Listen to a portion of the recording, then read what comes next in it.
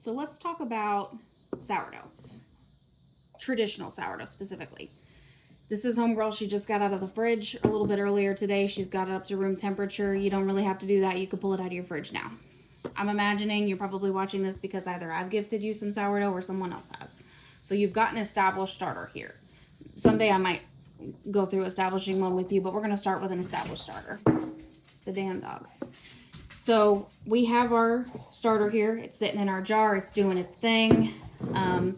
It probably doesn't smell super good right now. Nope, it's been in the fridge for a while. She's pretty runny. That's just how she is. I have a new jar because this is an ugly, dirty jar. So I have a brand new jar for her, and I'm using a pretty big jar. You probably don't need to do that. I'm using a pretty big jar because I'm baking this weekend a jalapeno cheddar, a traditional, another traditional, a seeded loaf, so 4 loaves and some English muffins. You don't need this much. Please do not make this much. And also the thing about my sourdough is I don't really measure a lot. So I'm gonna go by eyeball. I have a digital scale. A digital scale is not a bad thing for you to get, but I'm going to try this weekend to convert everything into cups too, just in case you don't have one, because I want everybody to be able to do this. And really, honestly, I think everybody can. It's not that hard. So first things first, I have my sourdough here. The only thing that it really takes to keep a sourdough going is water and flour. That's it. All-purpose flour, plain water. My water where I live is pretty clean, pretty good water. I've always baked with it. I get, nice rise on my breads and stuff like that. If you're not getting a good rise, one of the first things that I would say is what kind of water are you using? Some people choose to use water from the store. You're looking at, I think not distilled water. You're looking at like spring water. You want water that's not gone through like a lot of chemical processes. As few chemicals in your water as possible. So I'm going to take my rubber spatula. I'm going to give her a little bit of a mix because she's got a little bit of hooch growing at the top from sitting in the refrigerator because I've neglected her. And then I'm going to see how runny that is. That's very runny. I like my starter to be a little bit on the thicker side. I usually am going to mix it up to be a little bit on the thicker side. So I'm going to get just a little bit. It doesn't take very much to get it going. One hand wonder here because I can't be bothered to buy a tripod. So it's not going to take very much to get it going. Maybe about that much or so.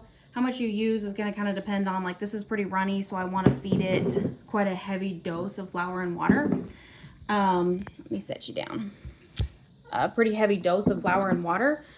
If you're feeding it and it just peaked and you're feeding it again, you're feeding like peak to peak, which means like you see your starter rise as high as it's going to in the jar and it's still there and you're feeding it, you probably don't have to feed this high of a ratio.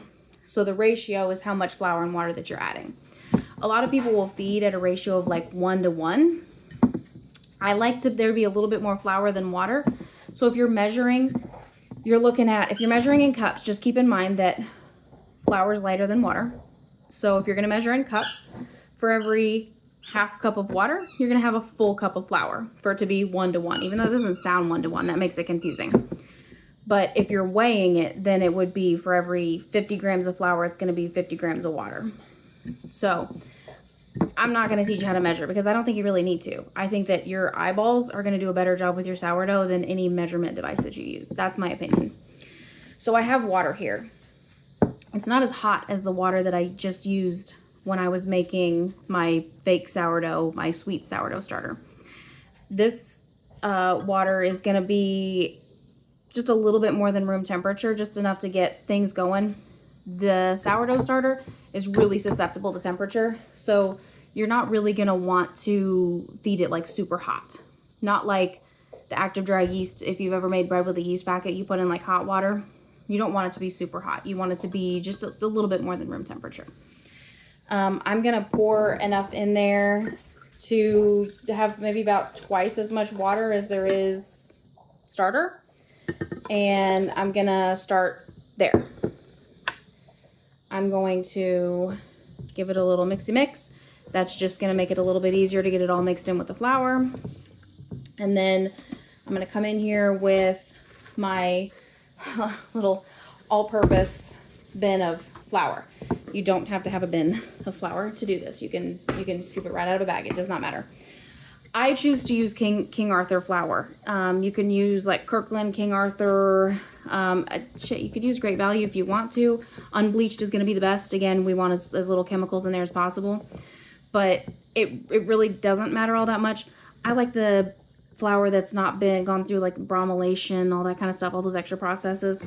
I like that better. I choose that because I'm eating sourdough because of the health benefits. I got started with it because of the health benefits. So it makes sense for me to use better quality flour. You can use fresh milled flour. You can, whatever. I've even been known to sprinkle a little bit of whole wheat flour in there just to give her like a little nutritional boost. It's like giving a vitamin to your starter. But you don't have to do that. This has had white flour in it for quite some time now. I'm just going to start mixing flour in. Like I said, I'm not measuring anything. This is my home kitchen.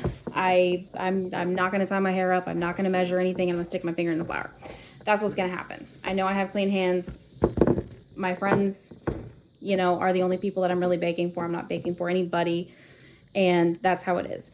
You kind of see it starting to get a little bit thicker. I'm adding a little bit at a time because you can always add, you can't take away. So I'm going to keep adding just a little bit at a time until it hits the consistency that I'm looking for in my starter. If you're measuring, again, a lot of people start with a 1-to-1. I like what's called a 1-to-3-to-2, which means that for every 1 part of starter, you're going to have 2 parts of water and 3 parts of flour. I like that better because my starter happens to like to be a little bit on the stiffer side. That's just how it is. So I've seen some bakers that stop at about this point, might mix it in a little bit heavier, but like at about that point, I want it to be a little bit drier than that. I don't want a full-on stiff starter necessarily, but my starter really thrives in a little bit stiffer environment. So that's what we're going for. And I'm starting to get pretty close. The dog's going nuts. I'm almost there. I'm gonna add a little bit more flour in, and I think that I'm about to the point where I like to stop. Make sure that you get all the good stuff off the bottom, nice and mixed in. If I had a longer spatula, this would definitely be easier for me, but this is my kitchen, not yours. So here's where we're at. Our starter, I might mix a little bit longer, but our starter's at the point where it can drip if I hold it long enough, but it's really probably not going to. This is what I like. I would maybe call this toothpaste consistency. Maybe you disagree with me. I don't really care. Yeah, I would say about toothpaste consistency is what I'm looking for with my starter.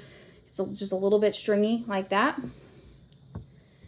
Right now, there's nothing really to look at. It's not all that exciting. It's not going to be exciting until tomorrow morning. So at this point, what I do, I scrape off all the good. I'm going to set that to the side. I'm going to screw this on. I'm not going to put it on super duper tight, but I want it screwed on. Either way, I want it to be screwed down. So this is what we got going on. Here's about where we're at. Some people, when they're trying to figure out, is my starter active and ready to go, they're going to use like a hair tie around the jar or something like that to try to figure out how much rise they're getting on it. I feel like I can look at that and I can remember. In fact, look, there's a little ghost line from the time that I accidentally did it in Sharpie, because this is Hope's original jar. My sourdough starter, her name is Hope. So this is Hope's original jar. We can see it kind of says Hope on there. So there's like a little faint line. Evidently, that's where I always feed it to. My jar, I like to have it not at the halfway point because I know that my sourdough is going to get more than a double rise. A lot of the time they say it's ready to bake with when it doubles.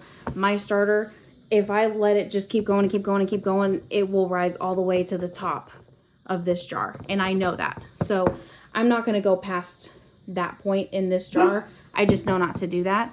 You're going to get to know your starter. You're going to get to know, and really that's the point. You live with it, you feed it, you bake with it, you feed your friends with it. It's yours. Get to know it like it's your friend, because it really is. I've named mine Hope.